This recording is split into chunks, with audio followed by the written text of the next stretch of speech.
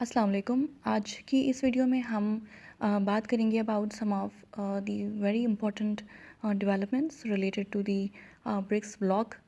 सो BRICS के बारे में हमारे पास ऑलरेडी काफ़ी ज़्यादा वीडियोस मौजूद हैं क्योंकि बाय नाउ वी नो कि it's one of the most important topics for the CSS and PCS and PMS exams. Alright, so let's begin with it. तो सबसे पहले अगर हम ये बात करें कि what are some of the significant developments that are related to the BRICS bloc, तो सबसे पहले we must know कि जो आसियान ग्रुप है that is actually considering ditching the US dollar.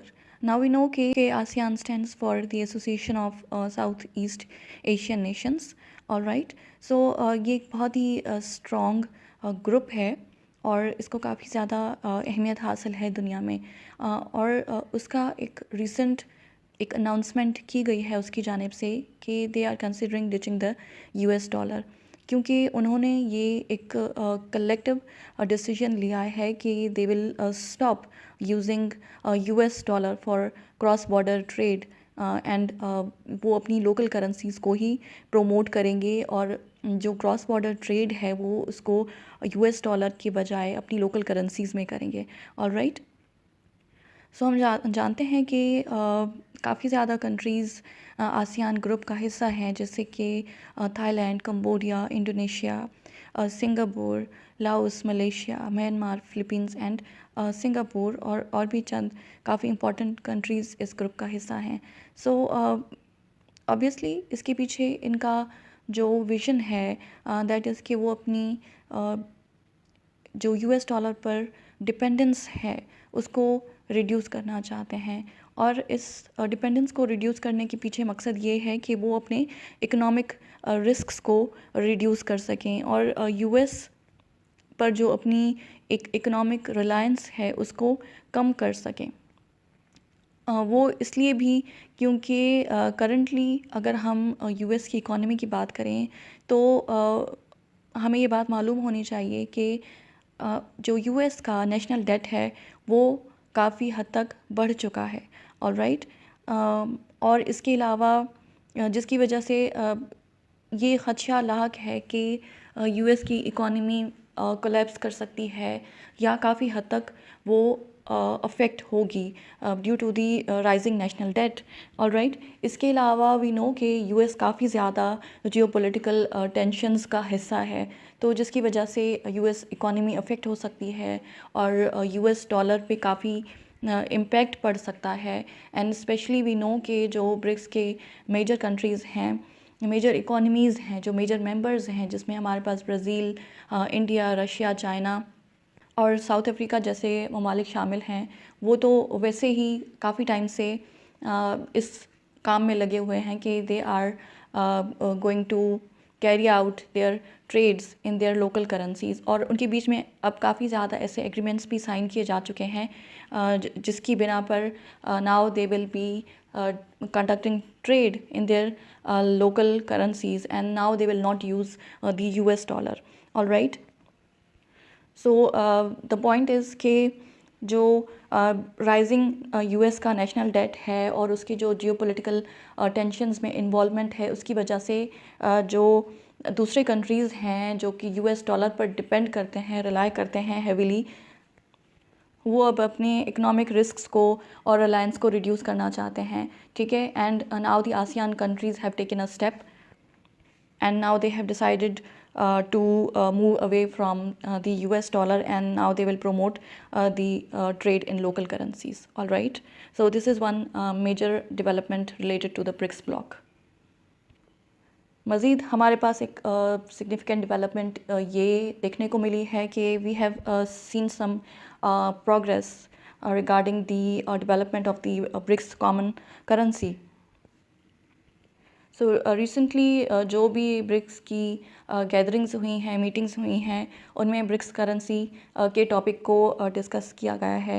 And this initiative was also discussed in the BRICS finance ministers meeting and जो कि recently हुई थी, और इसके बारे में काफ़ी डिस्कशन हुई and they are somewhat close to developing a common BRICS currency. Alright, लेकिन इसके बारे में कोई ज़्यादा डिटेल्स नहीं दी गई हैं अभी तक, लेकिन कहा गया है कि इसके बारे में फ़र्दर डिटेल्स दी जाएंगी at the BRICS summit in Kazan, जो कि रशिया में होगी इन अक्टूबर 2024। ऑलराइट, सो हम ये जानते हैं कि इस करेंसी का, इस ब्रिक्स करेंसी, कॉमन करेंसी को बनाने के पीछे भी यही मकसद है कि जो कंट्रीज़ हैं वो एक self sufficient financial system attain कर सकें, ठीक है। और जो वेस्टर्न डोमिनेटेड एक फाइनेंशियल सिस्टम है दुनिया का, उस पर अपनी रिलायंस और डिपेंडेंस को कम से कम कर सकें। ऑलराइट, और ख़ास तौर पर जो मेजर पावर्स हैं, जो कि ग्रेट पावर्स हैं, स्पेशली चाइना और Russia, they have also this thing in mind कि वो फ्यूचर में हो सकता है कि वो किसी तरह की कन्फ्रंटेशन में आए यूनाइटेड स्टेट्स के साथ, तो वो ख़ुद को वेस्टर्न सैंक्शन से प्रोटेक्ट करना चाहते हैं। सो उसी को मद्देनज़र रखते हुए they have taken this step कि एक कॉमन ब्रिक्स करेंसी बनाई जाए, ताकि वो फ्यूचर में अगर उन पर वेस्ट कोई सैंक्शंस लगाता है तो उनकी इकोनॉमीज़ कम से कम अफेक्ट हों। ऑलराइट, सो नेक्स्ट हमारे पास जो सिग्निफिकेंट डेवलपमेंट है दैट इज़ कि ब्रिक्स में काफ़ी इस हवाले से भी डिस्कशन चल रहा है कि एक ब्रिक्स का सेंट्रल बैंक बनाया जाए जो कि इशू करे और मैनेज करे ब्रिक्स की कॉमन करेंसी को, ठीक है। सो उसके हवाले से जो आइडिया दिया गया है दैट इज़ कि जो ब्रिक्स का सेंट्रल बैंक बनाया जाएगा, इस्टेब्लिश किया जाएगा, that will actually basically coordinate fiscal policies among the countries, जैसा कि यूरोपियन यूनियन करता है।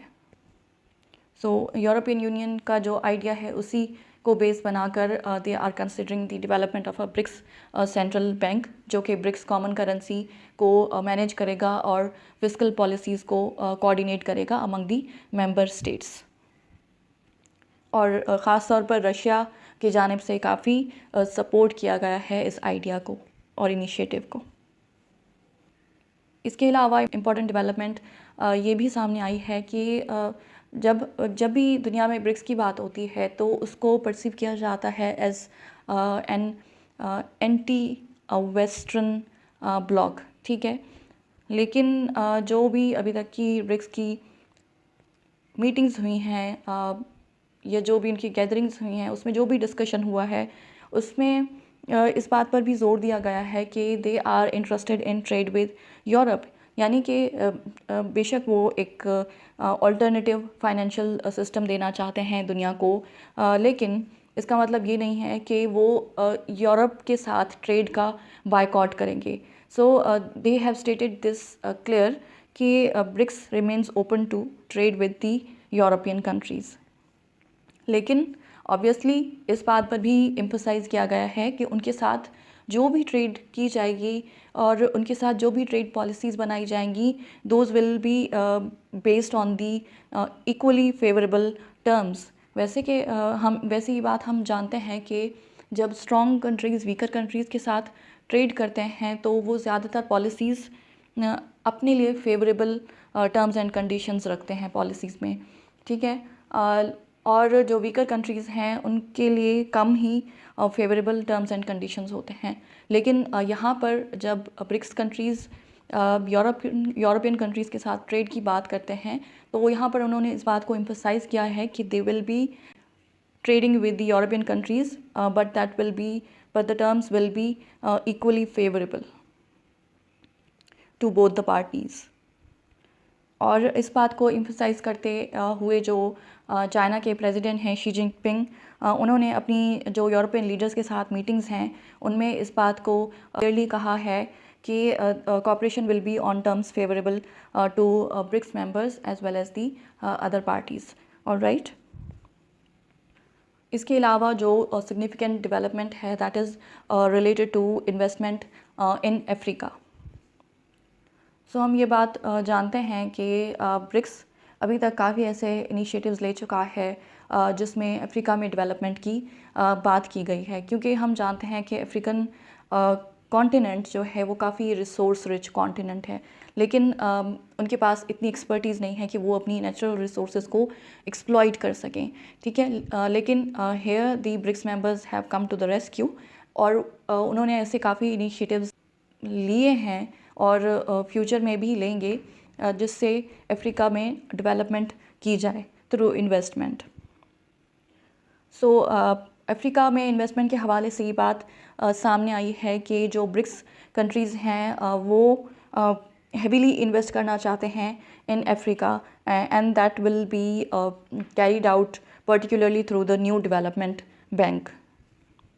और इसमें जो फोकस एरियाज़ होंगे that will be physical and digital infrastructure and health as well as education.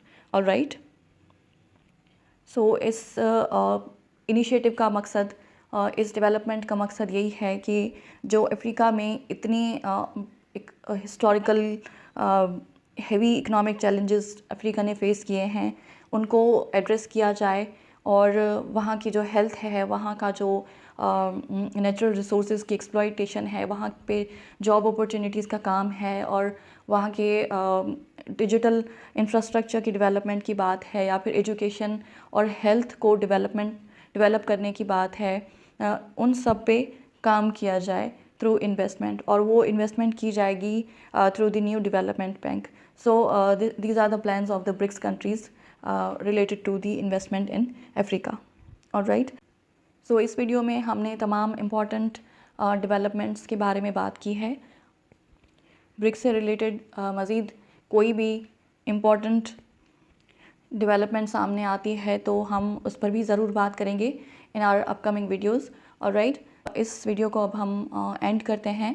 If you found this video helpful तो please like, share, comment and subscribe to our channel. Thank you so much. Take care, bye bye.